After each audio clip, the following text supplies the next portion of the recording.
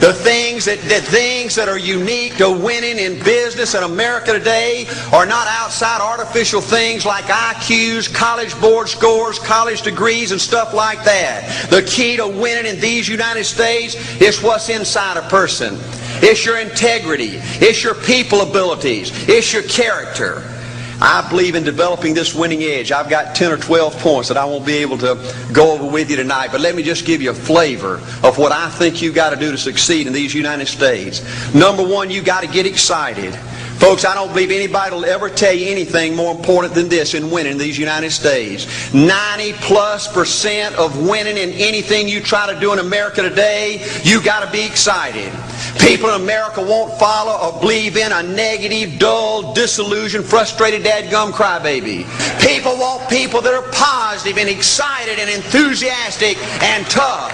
The greatest definition I ever heard, I thought about this 10 million times when I wanted to quit along the way of a winner.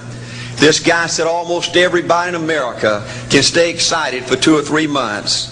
A few people can stay excited for 2 or 3 years. But a winner will stay excited for 30 years or ever how long it takes to win. Another key to building this winning edge and this mental toughness is you've got to become a dreamer again. You know, I'm a Methodist, and we just changed ministers a few weeks ago, and our new minister came in, and the church was just packed. And the first thing he says, well, it looks like everybody came out to see the monkey perform. And the second thing out of his mouth, he said, for a church to be a great church, you got to have a dream. If you don't have a dream, you're dead. And boy, I sat up and I said, man, me and this guy are going to get along good because he knows what he's talking about. See, folks, I believe in order to win, you got to feel good about yourself. I was coaching football for 7 years back in Georgia, and I had a paddle in my coaching office, and it was about this thick and this long. And in the fat end, I had little holes bored in it so you could really get some speed and blister their little butt, you know, when they misbehaved. And I had a rule on my football team that if any kid said, I can't, if any football player heard one of my football players said, I can't, he got to bring him in the coach's office and give him 3 licks. And it took me about a month to get all that thinking out of my players every year, you know, and I'd have football players knock on my door at recess and at lunch and after school, and he said, Coach, he said it. Coach, he said it. And I'd make that kid bend over, and I'd give that other kid the board. He'd bust him 3 times. And folks, it didn't take long. You couldn't create a word game to get one of my kids to say I can't. Bring it home a little bit more personal. When April and little Art were just this little and could understand words, every time they said I can't, I made them do 3 push-ups. Folks, there ain't nothing you can't do in America if you want to bad enough. Another key in building this winning edge is, folks, you got to stand for something. People in America, the good people in America, are fed up with these dadgum fence sitters and mealy mouths. Corporate America has an especially black eye in business today. Most people in America think you can't find a company. They think you can't find a salesperson that'll tell you like it is and stand behind their word. They think these companies will sell anything, say anything, just to make a sale, just to make a profit. Well, you know what? Folks, if you want to win in the free enterprise system in America today, you got to stand for something. And another point, thank you, yes, you're going to be controversial. Folks, if you want to win in these United States today, just get ready. You're going to be controversial. The only way not to be controversial is to be average and ordinary. They just call me anything but average and ordinary. Now, I know some of you might say, well, you know, I don't think I like Art Williams. You know, he sounds like an old tough butt to me. Well, folks, I'm telling you, you can be good and tough at the same time. I bet nobody's ever talked to a religious broadcaster like that.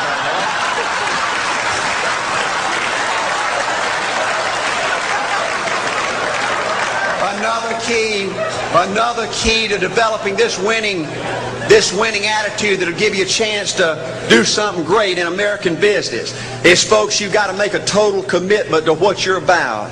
Do you know the American people have lost their toughness? They've lost their ability to make a commitment. See, folks, in trying to win in business, you're just going to have so many false starts. You think you get it going time after time, and you just get knocked back to ground zero. And it's your ability to compete, to pick yourself up off the mat one more time, to go for it one more time, that's going to determine success or failure. You know, we've got a divorce rate in America some 50% right now. You know, it just seems like that people that go in business today, they have an attitude, well, I'm going to stick my toe in it. If I start making all this money, get all these promotions, then I'll see this thing through. Well, folks, that's not the way it works. The first step to winning in business in America today is you've got to make a total commitment. Total commitment gives you that little extra ounce of courage you need to fight back through the tough times. Winning in business demands the same kind of commitment that winning in marriage demands. You know, I fell in love with my wife in the 2nd grade. Only girlfriend I ever had. We ran off and got married our freshman year. Had both of our children before we left college. We're true business partners in marriage. We go everywhere together. I spend more time with her. Been married to her 26 years. Now I got 2 grandbabies. Love her more today than I ever have. But I don't like her all the time. There's a bunch of times every day that I don't like her. You know, I'm a nut about brushing my teeth. You know, if I can get the toothbrush, I'll brush my teeth 4, 5, 6 times a day. And Angela's always forgetting everything, you know. And she always leaves the cap off the toothpaste, you know. And when I go in there to brush my teeth, the cap's off. It's got that hard little crust around the edge. You know, it just burns me more than I can tell you, you know. And I get on Angela's nerves about a lot of things. You know, we were having dinner last week, and every time we get through, Angela kicks me under the table, you know, and gets me back in my room and says, "Art, you ain't got no class." You know, I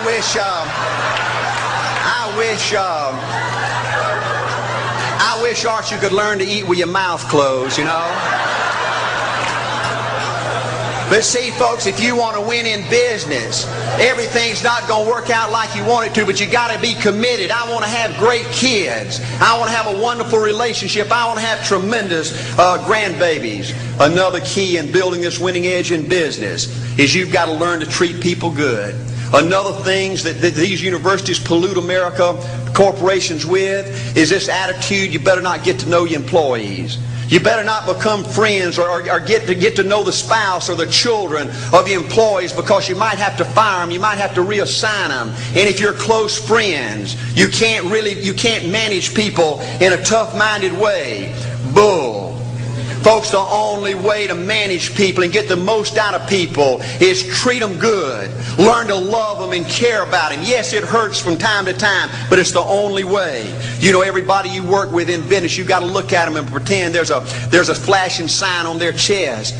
And everybody's asking you, make me feel special. Make me feel important. Say something good to me. I want to be somebody. Another key of winning in business in America today is, folks, you got to establish the right kind of priorities. First company I went with 15 years ago was ITT. When I was out there struggling, dying every day, wanting to quit and go back in coaching 1,000 times, my first heroes in this business were vice presidents at ITT making $40,000 or $50,000 a year. And I said, man, if I could ever get to be that kind of person, it'd be a dream come true. I couldn't want any more out of life. A few years later, I earned the right to get promotions to that level and found so many of my heroes in business, their personal lives were a disaster. They were alcoholics and divorced 3 and 4 and 5 times. I just read an article by the author of In Search of Excellence, and I saw where he says, I can't find evidence of any successful business person in America that's not tunnel vision, that just doesn't give everything to business. Folks, I said back then, 15 years ago, that if that's the price you've got to pay to win in business, it's not worth it. 15 years later, a multimillionaire. Folks, I can stand and preach to you that you can't separate your personal life from your business life. God's got to come first. Your family's got to come second. And business has got to come third. And I believe if you have a lousy spiritual life and a lousy personal life, long range, it's going to be devastating to your business. Another thing in building this winning attitude.